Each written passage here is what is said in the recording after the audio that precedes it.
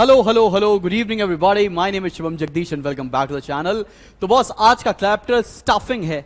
इसके पहले के चैप्टर्स मैंने अपलोड कर दिए हैं इसी यूट्यूब चैनल पर। आप आई बटन पर क्लिक करके प्लेलिस्ट का एक्सेस कर सकते हो।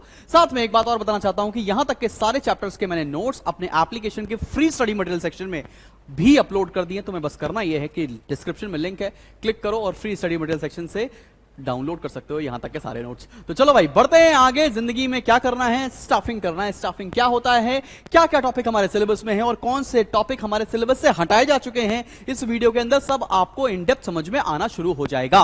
तो चलो भाई शुरू करते हैं। ये सबसे पहला टॉपिक जो हमारे सिलेबस में है वो ये है कि स्टाफिंग होता क्या है। स्टाफिंग होता क्या है, स्टाफिंग क्या है? ठीक है, तो वैसे तो हमको सही पता है, सही बंदों को सही नौकरी पे रखना स्टाफिंग है। इसी बात को अंग्रेजी में जरा अच्छा कहते हैं ताकि मैम खुश हो जाएं। तो इसका मतलब क्या है? Process of hiring and developing the required personnel to fill in various position in the organisation. Hire करना है, डेवलप करना है लोगों को डिपेंडिंग अपॉन कैसी कैसी नौकरियां आपके पास हैं। तो समझ में आ गया स्टाफिंग क्या होता है। Putting right people at right place भी स्टाफिंग है, वो भी लिख सकते हो, कुछ भी गड़बड़ नहीं होने जा रहा है। आगे कौन सा टॉपिक हमारे सिलेबस में है? अगला टॉपिक आपकी किताब में जो दे रखा है वो नेचर ऑफ स्टाफिंग है, हमारे सिलेबस में नहीं है वो, इसलिए मैंने यहां पर लिखकर उसको कट किया हुआ है। अगले टॉपिक की तरफ बढ़ रहे हैं, इंपॉर्टेंस ऑफ स्टाफिंग। ये काफी इंपॉर्टेंट हो जाता है as far as exam point of view. तो क्या क्या है इंपॉर्टेंस, आओ जरा देख लेते हैं। तो सबसे पहला क्या है कि स्टाफिंग के प्रोसेस में बहुत पैसा खर्चा होता है, ह्यूज इन्वेस्टमेंट इज इन्वॉल्व। क्यों? आप रिक्रूटमेंट के प्रोसेस में, सिलेक्शन के प्रोसेस में, ट्रेनिंग के प्रोसेस में बहुत पैसा खर्च करते हो, इसलिए सही इंप्लॉय रखना कहीं ना कहीं मैंडेटरी हो जाता है। बिकॉज आरओआई अगर आपका हाई नहीं हुआ तो आप लॉस में चले जाओगे। और कई बार ऑर्गेनाइजेशन ऐसा करती है कि एक बंदा रखा उसने लेकिन उसका आरओआई नेगेटिव हो जाता है, बंदा कुछ दिन बाद छोड़ के चला आता है या वो इनएफिशिएंट है। तो correct staffing leads to positive ROI. ठीक है ना, समझ में आ गया? तो इसका मतलब क्या? Require considerable investment in terms of money, time and efforts. इस प्रोसेस में बहुत पैसा खर्चा होता है, टाइम लगते हैं और एफर्ट्स लगते हैं। तो पहला इंपॉर्टेंस मैंने आपको ये बता दिया। सेकंड पर आते हैं, लॉन्ग टर्म इंप्लीकेशंस। इसके अच्छा साइड हेडिंग लिख दी है, आधा नंबर मिल गया, इससे रिलेटेड वन लाइनर लिख दोगे चल जाएगा, बहुत इन डेप्थ में इसको याद करने की जरूरत नहीं है। तो लॉन्ग टर्म इंप्लीकेशंस क्या होते हैं? मतलब आज मैंने इंप्लॉय रखा, इसका इंपैक्ट आने वाले कई सालों तक होने वाला। अगर इंप्लॉय बेहतर है, ऑर्गेनाइजेशन बेहतर काम करेगा। अगर इंप्लॉय बेहतर नहीं है तो आपका ये प्रोसेस बहुत कॉस्टली साबित हो जाएगा इन द कमिंग ईयर्स। तो बेहतर इंप्लॉय चूज करें बिकॉज इसका इंप्लीकेशंस लॉन्ग टर्म में होता है। ठीक है, बात समझ में आ गई है। थर्ड पॉइंट पर आ जाए। थर्ड पॉइंट क्या है? Multiplier effect. अगर आपने इंप्लॉय ढंग का रखा है या खराब रखा है, इसके इफेक्ट मल्टीप्लायर होते हैं। मल्टीप्लायर क्या मतलब? हर डिपार्टमेंट पर एक इंप्लॉय का इफेक्ट होता है। लेट्स से तुमने फाइनेंस का एक बंदा रखा है, एमबीए फाइनेंस हायर कर लिया तुमने आईएम से, अहमदाबाद से, और वो इंप्लॉय इतना अच्छा नहीं निकला, तो उस फाइनेंस की गड़बड़ी से सारे डिपार्टमेंट्स गड़बड़ होने के चांसेस बढ़ जाते हैं। इसलिए स्टाफिंग का मल्टीप्लायर इफेक्ट होता है, हर जगह स्टाफिंग का कहीं ना कहीं इंपैक्ट देखने को मिलता है। तो यहां पर ढंग से स्टाफ रिक्रूट करना ही समझदारी है। आगे बढ़ते हैं। उसके बाद क्या है? Holistic approach. ऐसा नहीं कि इंप्लॉय रख लिया इससे ही काम बन जाएगा, उसका ओवरऑल ट्रेनिंग एंड डेवलपमेंट। आपने इंप्लॉय रखा वो कितना खुश है, आपने इंप्लॉय रखा वो अपने आपके ऑर्गेनाइजेशन को कितना अपना समझता है, इस चीज को बोलते हैं होलिस्टिक अप्रोच। इंप्लॉय को रखना, साथ में उसकी ट्रेनिंग एंड डेवलपमेंट करते रहना, होलिस्टिक अप्रोच कहलाता है। तो ये 4 पॉइंट आप प्रिपेयर कर लो, आपका काम बन जाने वाला है। अगला टॉपिक जो हमारे सिलेबस में है वो है, अगला टॉपिक जो हमारे सिलेबस में नहीं है वो है staffing as a part of human resource management. इसको भी कट कर लीजिए, ये भी हमारे आईएससी बोर्ड एग्जामिनेशन में नहीं आ रहा है। आगे बढ़ते हैं। सबसे इंपॉर्टेंट कोई टॉपिक है तो वो ये है, ये टॉपिक पेपर में मिलेगा ही मिलेगा मेरी जान। ये काफी इंपॉर्टेंट टॉपिक है, दिल लगाकर पढ़ना है। सर दिल तो हम कहीं और लगा चुके हैं, कैसे पढ़ेंगे? झापड़ पड़ेगा। जहां दिल लगाया हुआ है रोक लो, ये पढ़ना शुरू कर दो। ठीक है, तो सबसे पहला ह्यूमन रिसोर्स प्लानिंग, जिसको हम लोग मैन पावर प्लानिंग बोलते हैं। तो पहला स्टेप है, मतलब क्या? आपको कितने लोगों की आवश्यकता है अपने ऑर्गेनाइजेशन के अंदर, कितने लोगों को आप रिक्रूट करना चाहते हो। जैसे मैंने बोला मेरा इवेंट मैनेजमेंट का काम है, मुझे 50 लोग रखने हैं, तो 50 लोगों को रखने का आपने जो फोरकास्ट किया उसे बोलते हैं मैन पावर प्लानिंग। यहां पे मैंने कीवर्ड भी लिख दिया है, forecasting and determining the number and kind of manpower required by the organization in future। ठीक है, ये भी कीवर्ड समझ में आ गया, पहला स्टेप क्लियर है। सेकंड स्टेप पर आते हैं। सेकंड स्टेप होता है रिक्रूटमेंट। रिक्रूटमेंट और सिलेक्शन अलग अलग चीजें होती है। रिक्रूटमेंट का मतलब क्या होता है, लोगों से अपने वहां जो नौकरी निकली है उस नौकरी में अप्लाई करवाना, पहले लोगों को बताना कि हमारे यहां नौकरियां निकली हैं हमारे ऑर्गेनाइजेशन में, फिर सेकंड स्टेप उन लोगों से अपनी कंपनी में अप्लाई कराना रिक्रूटमेंट कहलाता है। तो है क्या, identifying the sources required personnel and inducing people to apply for jobs, लोगों को बताना फिर अपने ऑर्गेनाइजेशन में अप्लाई कराना रिक्रूटमेंट कहलाता है। हाउएवर इसके बारे में अभी डिटेल में भी हमें आगे पढ़ना है, ठीक है। अगला स्टेप है सिलेक्शन। मैं एक बात बताना चाहता हूं, अगर आपने एक भी स्टेप ऊपर नीचे लिखा तो आपको नंबर पेपर में दिख ही नहीं रहे होंगे, ठीक है। तो स्टेप्स को जिस ऑर्डर में पढ़ाया जा रहा है उसी ऑर्डर में आप लिखकर आए, ठीक है। तो सिलेक्शन क्या होता है, अब रिक्रूटमेंट हो गया, बहुत सारे लोगों ने आपके वहां अप्लाई कर दिया, उसमें से आपको कुछ लोगों को सिलेक्ट करना होगा, उस प्रोसेस को बोलते हैं सिलेक्शन। क्लियर है, इसके ऊपर भी हमें डिटेल में आगे पढ़ना है, अलग से टॉपिक भी है। हाउएवर मैंने कीवर्ड लिख दिया है यहां पर, process of choosing and appointing the right candidate for the various job positions in the organisation. सही लोगों को अपॉइंट करना ऑन डेजिग्नेटेड जॉब्स, ठीक है, इस प्रोसेस को बोलते हैं सिलेक्शन। अगले स्टेप पर आते हैं प्लेसमेंट। ये बहुत सिमिलर हैं, रिक्रूटमेंट, सिलेक्शन, प्लेसमेंट, ये बहुत ज्यादा इंटर रिलेटेड है, तो कंफ्यूज मत होना। रिक्रूटमेंट का मतलब होता है लोगों से अपनी कंपनी में अप्लाई करना, सिलेक्शन का मतलब होता है जितने लोगों ने अप्लाई किया उसमें से करेक्ट कैंडिडेट को छांट लेना, प्लेसमेंट का मतलब होता है putting right people at right job, putting the selected candidate on the right job. जिस पोस्ट के लिए आपने लोगों को सिलेक्ट किया है उस पोस्ट पर उन लोगों को प्लेस कर देना बोलता है प्लेसमेंट। फिफ्थ स्टेप पर आते हैं ओरिएंटेशन। ओरिएंटेशन का मतलब होता है बच्चे ट्रेन करना, बताना कि हमारे ऑर्गेनाइजेशन में क्या होता है, तुम्हारे सुपीरियर कौन है, तुम्हारे सबऑर्डिनेट कौन है, तुम्हें कैसा काम करना है, कैसी मशीनरी है एंड ऑल, उसके बारे में बताना ओरिएंटेशन कहलाता है। कीवर्ड क्या है, process of introducing and familiarising newly appointed candidates with their jobs, work groups etcetera. ठीक है ना, क्या काम करना है, तुम्हारे साथ कौन कौन लोग काम करेंगे, उसके बारे में फेमिलराइज करना आपका ओरिएंटेशन कहलाता है। ठीक है, बढ़े आगे और लास्ट स्टेप पर आ रहे हैं। लास्ट स्टेप है training and development. Training and development का मतलब क्या होता है, इंप्रूविंग द नॉलेज, ठीक है ना, and skills and attitudes of an employee on a regular basis. भैया आपको लगातार एम्प्लॉय को ट्रेन करना पड़ता है ताकि तुम काम करना सीख सको और एफिशिएंटली, साथ में तो अपने स्किल और एटीट्यूड को भी चेंज कर सको over a period of time. ठीक है, तो ये स्टेप मैंने आपको 6 बता दिए हैं और हम बढ़ रहे हैं अगले टॉपिक के ऊपर जो है हमारा रिक्रूटमेंट।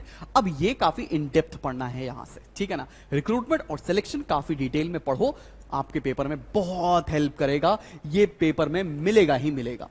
अब क्या है रिक्रूटमेंट, डिटेल में देख लेते हैं।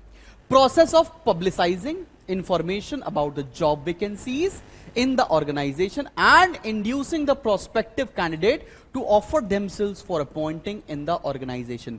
Let's say obsession जो मेरी कंपनी है इसके अंदर BDM की पोस्ट आई है। BDM पता है, बिजनेस डेवलपमेंट मैनेजर्स।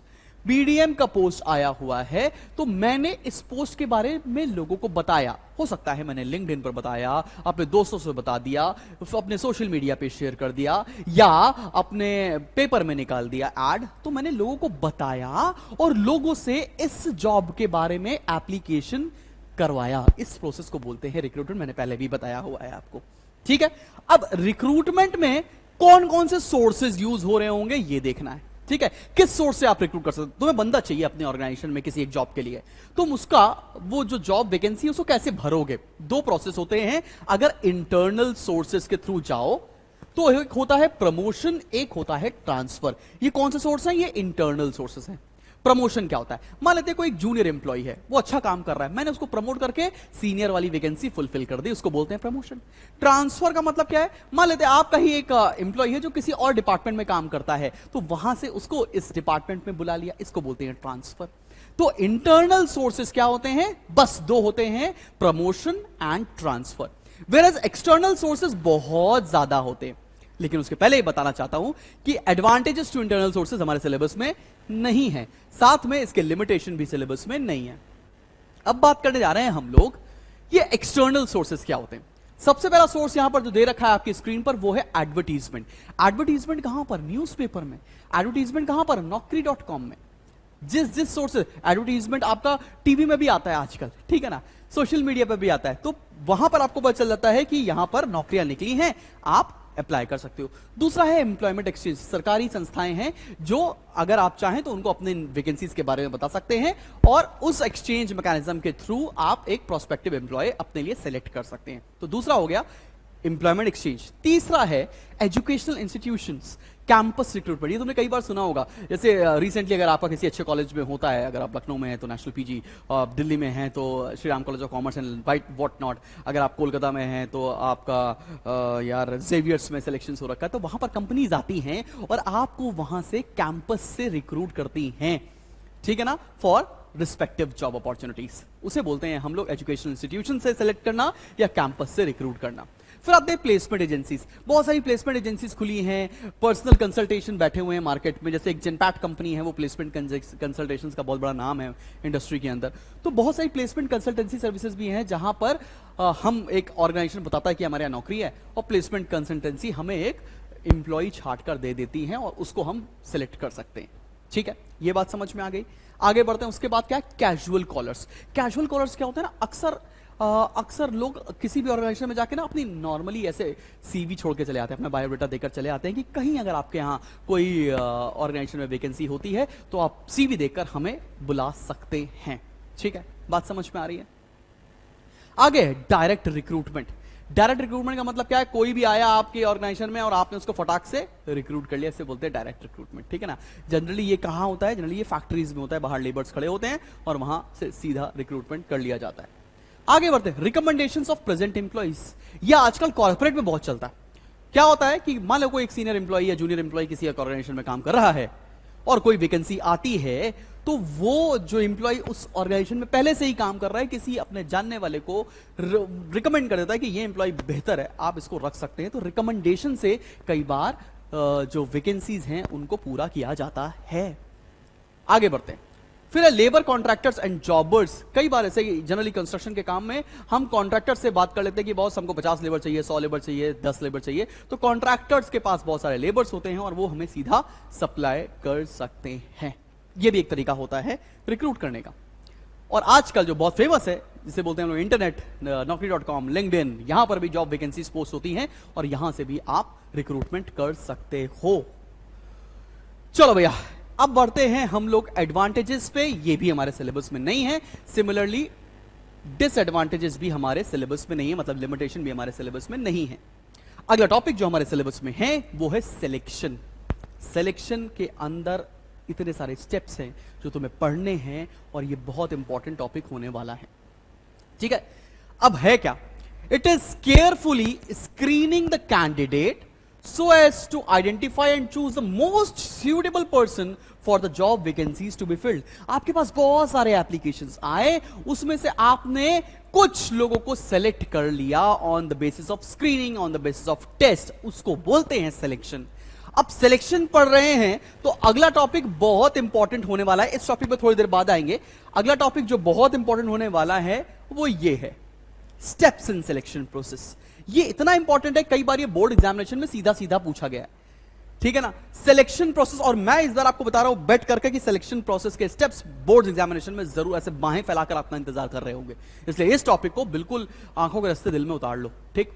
सबसे पहला स्टेप क्या होता है सिलेक्शन प्रोसेस में, प्रिलिमिनरी स्क्रीनिंग। प्रिलिमिनरी स्क्रीनिंग क्या मतलब क्या है, एक जनरली लोगों का एक आपने ऐसे ही इंटरव्यू ले लिया या सीवी देख लिया, तो और देखकर ऑन द बेसिस आपने उनको बहुत सारे लोगों को ऐसे ही छाट दिया।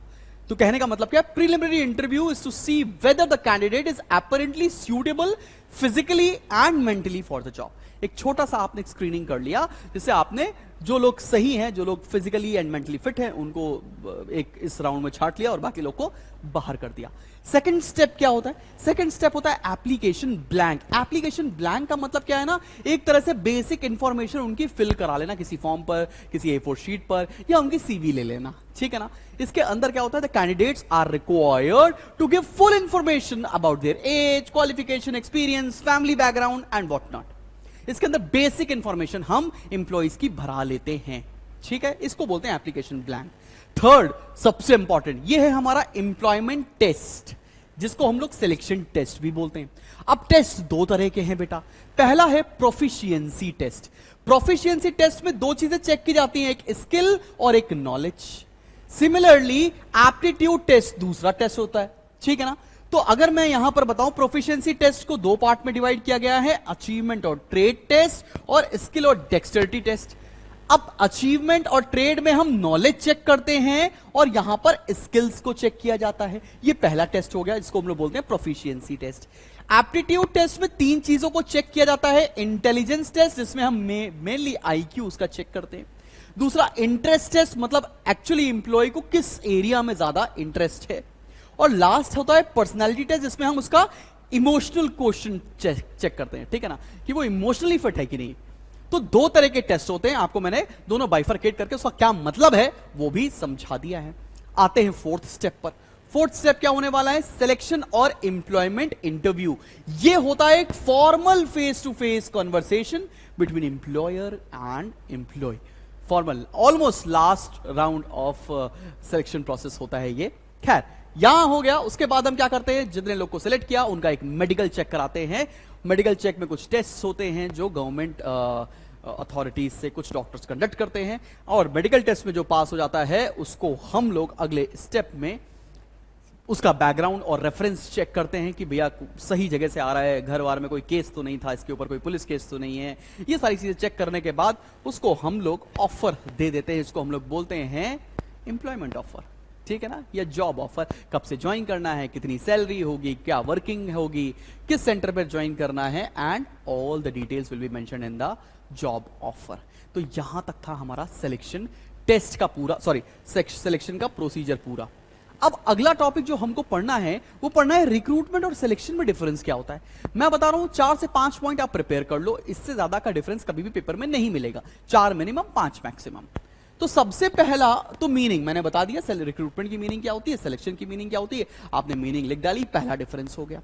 डिफरेंस लिखते समय एक बात का और ध्यान रखना है कि बिना बेसिस के अगर डिफरेंस लिखकर चले आ रहे हो तो नंबर नहीं मिलेंगे। डिफरेंस हमेशा टैब्यूलर फॉर्म में ही लिखना है, पैराग्राफ में लिखेंगे अगेन नंबर नहीं मिलेगा, ठीक है, बात समझ में आ रही है। तो दूसरा डिफरेंस क्या है, नेचर। रिक्रूटमेंट होता है पॉजिटिव, बिकॉज हम ज्यादा से ज्यादा लोगों को अप्लाई करवाते हैं। सिलेक्शन होता है नेगेटिव, बिकॉज हम उसमें से लोगों को कम करते चले आते हैं, छांटते चले आते हैं। दूसरा है एम। एम होता है रिक्रूटमेंट का to create large pool of candidates. Selection का एम होता है to eliminate all unsuitable candidates. उसके बाद आते हैं order. It is done prior to selection. Selection से पहले किया जाता है रिक्रूटमेंट, और ये रिक्रूटमेंट के बाद किया जाता है, ठीक है, ये भी बात समझ में आ गई। ये टॉपिक जो इंपॉर्टेंस ऑफ सिलेक्शन है ये सिलेबस में नहीं है, तो आप इसको मार्क कर सकते हो। चलो भैया आगे बढ़ते हैं और अगले टॉपिक पर आ रहे हैं जो कि हमारा लास्ट टॉपिक है। इसके बाद हमारा इस चैप्टर में कुछ भी सिलेबस में नहीं है, तो आराम से वन शॉट सीरीज में आपने पूरा कॉमर्स कंप्लीट कर रखा है। इसीलिए कॉमर्स के वीडियो लेट आ रहे थे, क्योंकि मैंने सोचा था कि मैं कॉमर्स की वन शॉट सीरीज बनाऊंगा जिसमें एक वीडियो बच्चे ने देखा 15-20 मिनट 25 मिनट का और उसकी पूरी पढ़ाई हो जाए, ठीक है ना। बार बार 5-5, 15-15, 20-20 मिनट की वीडियो डालने से मतलब नहीं है। एक वीडियो लगाएगा बच्चा और एग्जाम टाइम में पूरा प्रिपेयर कर लेगा। खैर, अब बढ़ते हैं इसके आगे। ये ट्रेनिंग क्या होता है? ट्रेनिंग में हम दो चीजों को इंप्रूव करते हैं, एक तो उसकी नॉलेज और उसका स्किल, उस पर काम करते हैं, उसी को बोलते हैं ट्रेनिंग। क्या होता है ट्रेनिंग? कीवर्ड्स देख लीजिए। It is a process of improving the job knowledge and skills of employees so as to enable them to perform well. बात समझ में आया? जॉब नॉलेज को बढ़ाया, स्किल्स को बढ़ाया, ताकि वो काम और बेहतर तरीके से कर सकें। इसी चीज को बोलते हैं ट्रेनिंग। अब distinction between training, education and development हमारे सिलेबस में नहीं है, लेकिन ट्रेनिंग और डेवलपमेंट का डिफरेंस हमारे सिलेबस में है। अभी हम आगे पढ़ेंगे भी उसको। आगे बढ़ते हैं। नीड फॉर ट्रेनिंग हमारे सिलेबस में नहीं है, इंपॉर्टेंस ऑफ ट्रेनिंग हमारे सिलेबस में नहीं है, बेनिफिट्स ऑफ ट्रेनिंग हमारे सिलेबस में नहीं है। जो सिलेबस में है वो है टाइप्स ऑफ ट्रेनिंग। चलो बॉस, टाइप्स ऑफ ट्रेनिंग पर आते हैं। मैंने कीवर्ड्स भी लिखे हुए हैं और समझा भी देता हूं। पहला होता है ओरिएंटेशन ट्रेनिंग। मैंने बता रखा है आपको ओरिएंटेशन क्या होता है। नई नई चीजों के बारे में बताना, कौन एम्प्लॉय है, किसके साथ काम करने वाले हो, किस मशीनरी पे काम करना है, क्या काम करने वाले हो, इसके बारे में जानकारी देना आपका ओरिएंटेशन ट्रेनिंग कहलाता है। हाउएवर कीवर्ड्स क्या होंगे? Every new employee needs to be made fully familiar with the job, his superiors and subordinates with the rules and regulations etcetera. इसको बोलते हैं अपन लोग ओरिएंटेशन ट्रेनिंग। दूसरी ट्रेनिंग होती है हमारी जॉब ट्रेनिंग। जॉब ट्रेनिंग का मतलब क्या होता है बॉस? कि उसकी नॉलेज और उसकी स्किल्स को इंप्रूव करना सो दैट वो अच्छे से काम कर सके। Training provide with a view to increase knowledge and skills of an employee for improving performance on the job. ठीक है ना, आगे बढ़ जाऊं बेटा, ये अभी पढ़ा भी था हम लोगों ने ऑलरेडी। थर्ड आते हैं प्रमोशनल ट्रेनिंग। प्रमोशनल ट्रेनिंग का मतलब क्या होता है? प्रमोशनल ट्रेनिंग का मतलब होता है हमने एग्जिस्टिंग एम्प्लॉयज को ट्रेनिंग देना शुरू किया so as to enable them to perform higher level jobs. जो एग्जिस्टिंग एम्प्लॉयज हैं उनको आपने ट्रेन करना शुरू किया ताकि वो सीनियर अथॉरिटी वाला काम करना काम कर सकें, उसको बोलते हैं हम लोग प्रमोशनल ट्रेनिंग। आगे बढ़ते हैं सेफ्टी ट्रेनिंग। सेफ्टी ट्रेनिंग क्या है भाई? Training provided to minimize accidents and damage to machinery.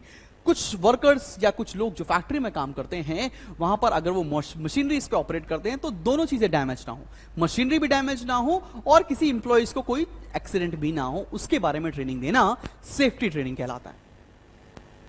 Refresher training. Refresher का मतलब क्या होता है? कई बार मोनोटोनस हो जाता है एम्प्लॉय काम करते करते, तो to break the monotony refresher training दी जाती ताकि वो अच्छे से फिर से वापस से काम कर सके। तो it is design to revive and refresh the knowledge and to update the skills of existing employees.